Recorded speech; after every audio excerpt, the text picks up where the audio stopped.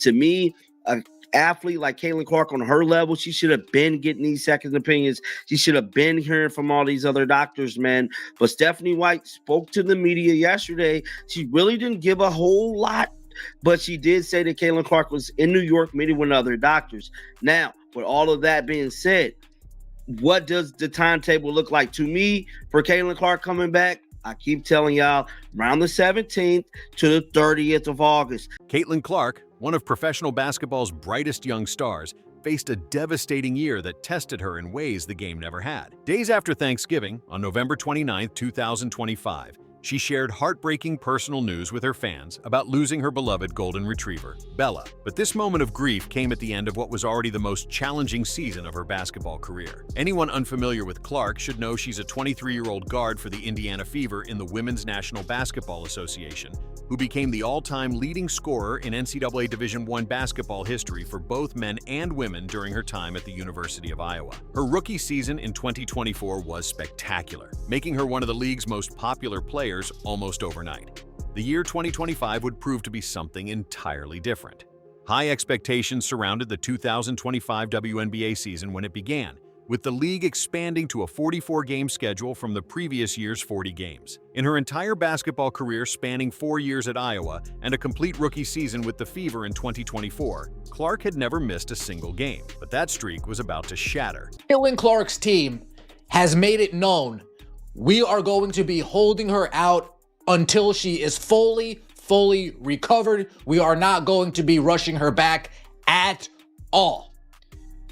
After taking Indiana Fever's advice, eventually Caitlin Clark needs to take matters into her own hands, make decisions for herself, and I believe that's what we are seeing with the team that she now has surrounding her. A triple-double on May 17th gave the season a strong start when Clark posted 20 points, 10 rebounds, and 10 assists in a blowout win over the Chicago Sky. Everything seemed to be going according to plan with her third career triple-double in the books. 1 week later, on May 24th, during a game against the New York Liberty, the first injury hit when Clark suffered a left quad sprain. The announcement came 2 days later on May 26th, revealing she would miss 5 games from May 28th through June 10th. Watching from the sideline was unfamiliar territory for someone who had played through everything, and the Fever struggled without her, with a record of 2 wins and 3 losses during her absence. June 14th marked her return, and what a return it was against the very same New York Liberty team where she'd gotten injured. 32 points went on the scoreboard along with 9 assists and 8 rebounds,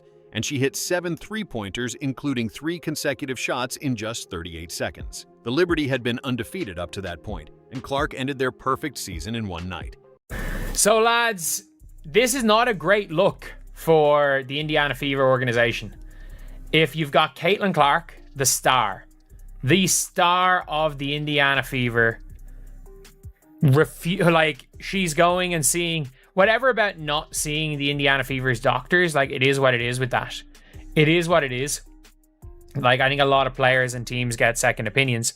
But if you haven't seen here, Stephanie White says there's no update on Caitlin Clark or potential timeline. She met with another doctor, but White says she hasn't spoken with the trainer. That game marked both a high point and the beginning of something else, which was when Clark debuted custom Nike sneakers called the Bellas, designed in honor of her dog. A golden upper matched Bella's coat. A pink tongue represented golden retrievers, and perhaps most touching of all was Bella's face printed on the insole. Reporters heard Clark explain the shoes this way. Nike asked me what I wanted to do with some of the Kobes that I wear throughout the season. And my dog is really important to me. It's my childhood dog that I grew up with, so the shoe is basically all golden. And obviously the tongue of the shoe is pink for a golden retriever, or any dog, really. And then on the sock liner of my shoe was a picture of my dog. Before that game, she reportedly kissed her hand and placed it on the shoe. And looking back, now it becomes a poignant moment where Clark honored Bella while the dog was still alive without knowing how much that tribute would soon mean. The victories were short-lived when just 12 days later on June 26th,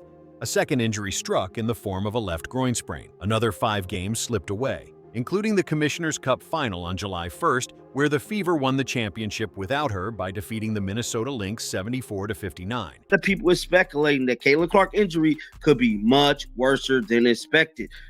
These type of injuries and the way she's been getting these injuries is not normal to have these strains back to back like this. And I said this before, Caitlin Clark's mobility is off, bro. I believe she might have came back too fast from the first. We all know the first one went down around the 25th of May. Then she came back and got re-injured around the 4th of July to the 5th, somewhere up in there of July. And then that brings us until now. But Clark could only watch from the bench. July 9th brought her return as she played through the pain and tried to regain her form. But on July 15th, in the final minute of a game against the Connecticut Sun that the Fever won 85-77, disaster struck for a third time. A right groin sprain would end her season, and during rehabilitation over the following weeks, doctors discovered she'd also developed a left ankle bone bruise as the injuries compounded. September 4th arrived with Clark making the official announcement that broke her heart and disappointed countless fans. Her words on social media were direct. "I had hoped to share a better update, but I will not be returning to play this season. I spent hours in the gym every day with the singular goal of getting back out there. Disappointed isn't a big enough word to describe how I'm feeling." 13 games out of 44 regular season contests. That's all she played, missing 31 games and the entire playoffs. Selection to the 2025 WNBA All-Star team as a captain still came despite the limited action, with over 1.2 million fan votes leading all players. Those 13 games produced averages of 16.5 points, 8 and 8 assists, and 5 rebounds per game, though her shooting percentages dropped from her rookie year, and she particularly struggled from three-point range at just under 28%. She has met with a different doctor. And she won't even give an update to the team. Not, oh yeah, you know, she's met with a different doctor and we're waiting on an update. She's waiting, or not even, well, that's basically it. They're waiting on, oh, she's gone to a different doctor and they've heard nothing. Her full rookie season of 2024 had produced over 19 points per game with a three-point percentage above 34%, which made the contrast stark. The 2025 injuries robbed her of consistency, rhythm, and the season itself. Thanksgiving weekend brought Saturday, November 29th, when Caitlin Clark turned to Instagram to share news that had nothing to do with basketball, but everything to do with her heart. Bella, her golden retriever, had passed away at 9 years old. Simple but deeply emotional Instagram stories appeared showing a photo of Bella sitting in autumn leaves with the caption, "We are gonna miss you, puppy," followed by a yellow heart emoji, then gave us so many good memories, with another yellow heart. A second post featured a then and now photo collage showing Clark hugging Bella both as a puppy and later in life, with the words, "Not much changed in 9 years," and 2 yellow hearts. Around 2016, when Caitlin was approximately 14 years old living in Des Moines, Iowa, she got Bella, which meant this wasn't just a pet, but a companion who'd been with Clark through her entire transformation from a high school player to an NCAA legend to a professional star. News: Caitlin Clark. Following a July 15th injury to her right groin, Indiana Fever guard Caitlin Clark underwent further medical evaluations earlier this week. The team can confirm that no additional injuries or damage were discovered through the evaluations. Clark will continue working with the Fever medical team on her recovery and rehabilitation, with the priority on her long-term health and well-being. There is no timetable available for Clark's return, and no additional details will be provided at this time. Any further updates will be shared as they become available. The connection between Clark and Bella went deeper than most people realized. Starting during Clark's freshman season at Iowa in 2020 and 2021, when the COVID-19 pandemic meant fans couldn't attend games. Clark's mother, Ann, brought a cardboard cutout of Bella to place in the empty stands, and Clark reportedly carried that cardboard cutout around, making Bella her lucky charm even in cutout form. An ESPN feature from March 2024 referenced this touching detail with the words, "Ann reached for a cardboard cutout of Caitlin's beloved golden retriever, Bella, a leftover from her freshman season when COVID-19 meant no fans in the seats. That cardboard Bella watched from the stands as the real Bella waited at home."